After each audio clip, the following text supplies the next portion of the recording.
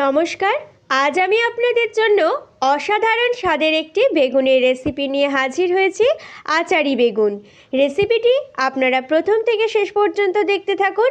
ভালো লাগলে like, comment আর share করবেন।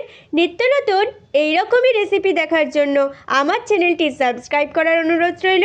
পাশে থাকা বেল আইকনটি অবশ্যই প্রেস করে দেবেন আমার সমস্ত রান্নার নোটিফিকেশনগুলো সবার আগে পাওয়ার জন্য। তো চলুন শুরু করা যাক আজকের মজাদার রেসিপি আচারি বেগুন। সবার প্রথমে আমি 400 গ্রাম বেগুন নিয়ে নিয়েছি। বেগুনগুলো পরিষ্কার করে ধুয়ে আমি এইভাবে গোল গোল করে কেটে নিয়েছি। বেগুনগুলো ম্যারিনেট করব, তার জন্য প্রথমে এর মধ্যে দিয়ে দিলাম পরিমাণ মতো নুন, আর দিয়ে দিলাম 1 চা চামচ হলুদ গুঁড়ো, হাফ চা চামচ দিলাম শুকনো লঙ্কা গুঁড়ো, 1 চা চামচ দিলাম সর্ষের তেল, হাফ চা চামচ দিলাম চিনি।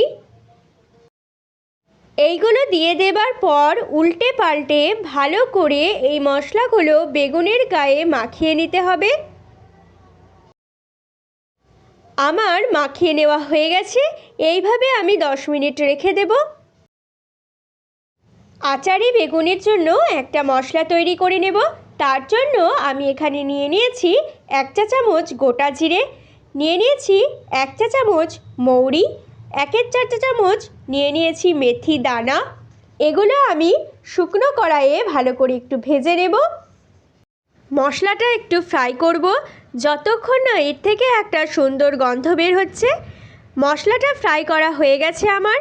আমি এবার গ্যাসের ফ্লেমটা অফ করে দিচ্ছি। এবার এটা আমি মিক্সিতে পেস্ট করে নেব। বেগুনগুলো ফ্রাই করব, তার জন্য কড়াইতে আমি পরিমাণ মতো সর্ষের তেল দিয়ে নিয়েছি। বেগুনগুলো একটা একটা করে ফ্রাই করে নেব, তবে খুব বেশি ফ্রাই করব না, হালকা করে বেগুনগুলো ফ্রাই করে নেব। বেগুনগুলো আমার ফ্রাই করা হয়ে গেছে। দেখুন আমি হালকা ফ্রাই করেছি। যখন বেগুনগুলোর কালারটা একটু চেঞ্জ হবে তখনই এগুলো তুলে নিতে হবে। এরপর কড়াইয়ে 2 টেবিল চামচ সর্ষের তেল দিয়ে নিয়েছি। এর মধ্যে দিয়ে দিলাম 1/4 টিস্পুন মতো কালো জিরে, আর দিলাম সামান্য একটু গোটা জিরে। ফোড়নটা একটু নাড়াচাড়া করছি। ফোড়নটা একটু নাড়াচাড়া করেই এতে দিয়ে দিলাম 2টো মাঝারি সাইজের পেঁয়াজ কুচি। পেঁয়াজটা একটু ফ্রাই করে নেব গ্যাসের ফ্লেমটা হাইতে করে। পেঁয়াজটা আমার ফ্রাই করা হয়ে গেছে। দেখুন পেঁয়াজটার কালার চেঞ্জ হয়ে গেছে। এরপর এর মধ্যে দিয়ে দিলাম 1 টেবিল চামচ গ্রেট করা রসুন, তবে আপনারা এখানে রসুন কুচিও ব্যবহার করতে পারেন। রসুনটা দিয়ে দেবার পর আমি আবারও একটু নাড়াচাড়া করে দিচ্ছি ভালো করে। রসুনটা 30 সেকেন্ড মতো ফ্রাই করলাম। তারপর এতে দিয়ে দিলাম কুচনো কাঁচা লঙ্কা। এখানে আমি 4টে কাঁচা লঙ্কা দিলাম, তবে ঝালটা আপনারা নিজেদের স্বাদ মতো দেবেন। কাঁচা লঙ্কা দেবার পর আমি আবারও একটু নাড়াচাড়া করে দিচ্ছি ভালো করে। আমি এটা 1 মিনিট মতো নাড়াচাড়া করলাম। তারপর এতে দিয়ে দিলাম পরিমাণ মতো নুন, আর দিলাম 1 চা চামচ হলুদ গুঁড়ো, 1 চা চামচ দিলাম কাশ্মীরি লঙ্কা গুঁড়ো। কাশ্মীরি লঙ্কা গুঁড়োতে কালার হবে, ঝাল হবে না। 1 চা চামচ দিয়ে দিলাম ধনে গুঁড়ো, হাফ চা চামচ দিলাম চিনি, তবে মিষ্টিটা নিজেদের স্বাদ মতো দিতে হবে। দিয়ে আমি মশলাটা একটু ফ্রাই করে নেব ভালো করে। সামান্য একটু জল দিয়ে মশলাটা আবারও একটু নাড়াচাড়া করে দিচ্ছি।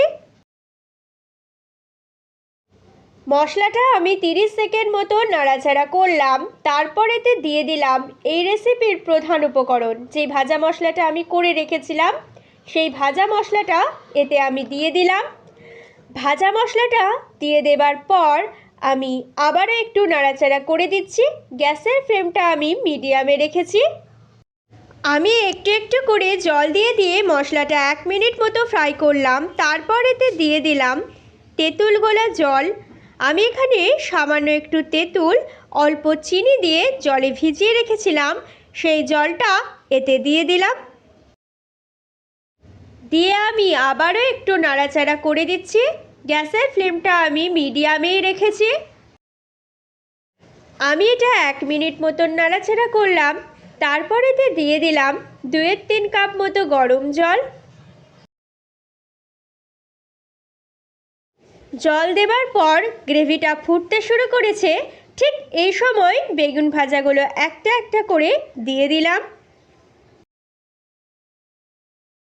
বেগুন ভাজাগুলো দিয়ে দেবার পর আমি উল্টে পাল্টে ভালো করে বেগুনগুলো গ্রেভির সাথে মিশিয়ে দিচ্ছি। এই কাজটা একটু সাবধানে করতে হবে যাতে বেগুনগুলো ভেঙে না যায়। এরপর আমি গ্যাসের ফ্লেমটা কমিয়ে দিয়ে চাপা দিয়ে এটা হতে দেব। আমি এটা 15 মিনিট চাপা দিয়ে রেখেছিলাম। আমারটাতে বেগুনগুলো কিন্তু সেদ্ধ হয়ে গেছে। এবার আমি ওপর থেকে দিয়ে দিলাম সামান্য একটু ধনেপাতা কুচি। ধনেপাতা কুচি দিয়ে দেবার পর আমি গ্যাসের ফ্লেমটা অফ করে দিচ্ছি। আপনারা কিন্তু এই সময় অবশ্যই নুন ঝাল মিষ্টিটা চেক করে নেবেন। এবার আমি আচারি বেগুন গরম গরম সার্ভ করব। তৈরি হয়ে গেছে আজকে আমাদের বেগুনের খুব মজাদার রেসিপি আচারি বেগুন। আপনারা এটা রুটি বা পরোটার সাথে খেতে পারেন। আপনারা দেখলেন আমি কিভাবে বানালাম, আপনারা বাড়িতে এইভাবে ট্রাই করবেন। আশা করছি আপনাদের খুব ভালো লাগবে। ভালো লাগলে আমার চ্যানেলটি সাবস্ক্রাইব করে আমার পাশে থাকবেন। এই ভিডিওটি দেখার জন্য আপনাদের ধন্যবাদ।